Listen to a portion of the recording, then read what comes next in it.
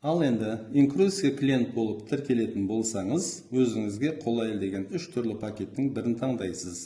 Біріншісі премиум, екіншісі классик, үшіншісі стартер. Премиум пакетінде бірінші айда тіркелу құны $500, компания үстіне $300 қосып береді.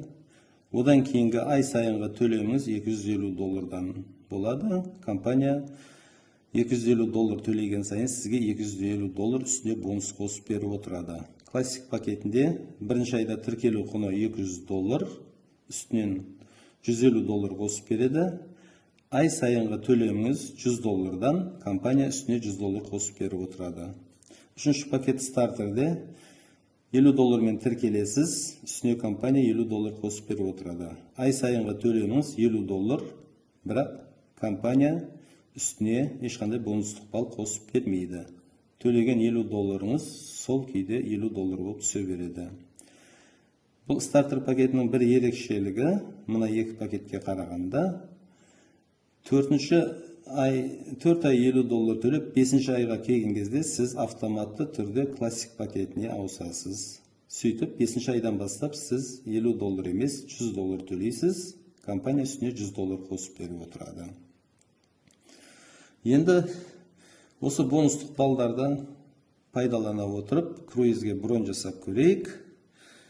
Круиздің бағасы $2000 деп алайық. 2 адамға 7 күнге. Сіз әлі ранктегі директор емессіз, жай ғана клуб мүшесі болғандықтан, компанияның шарты бойынша круиз бағасының жартысын қолма-қол ақшамен төлеуіңіз керек болады. Мысалдарды мерде мен классик пакетінің негізінде түсіндіріп отырайын. Мына жерде 5 айда сізде уже 1150 бонустық балл жиналған екен. Осы жерден $1000 аласыз, қолма-қол ақшамен $1000 төлейсіз. Демек, сіз 5 айда $500 салдыңыз, $1000 қолма-қол ақшамен төледіңіз, сөйтіп $1500 шығарып, $2000 круизге 7 күнге 2 адам болып бара жатырсыз. Демек, бұл 25% жеңілдік. Ал егер ай сайын ешқандай ақша төлемей, компания сіздің орныңызға ай сайын шотыңызды $200 төлеп отырсын десеңіз, ондайда мүмкіншілік бар. Ол үшін сіз небәрі $95 6 айға компанияға серіктес боласыз. Сөйтіп, командаңызға өзіңізбен бірге саяхаттағысы келетін 5 адамды шақырасыз. Егер премиум пакетпен шақыратын болсаңыз, 2 адамда жеткілікті.